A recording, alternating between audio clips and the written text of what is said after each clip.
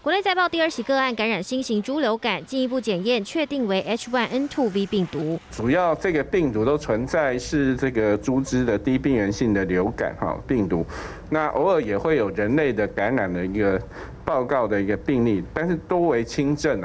那去年4月的时候，我们也有一例也是在中部的这个5岁的女童，那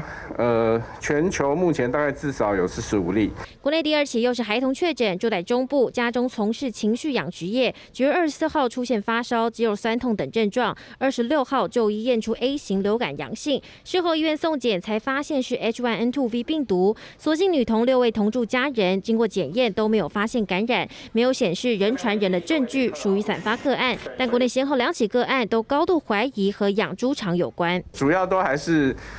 跟那个环境有污染啊，或是它像这个是家中就是养猪户那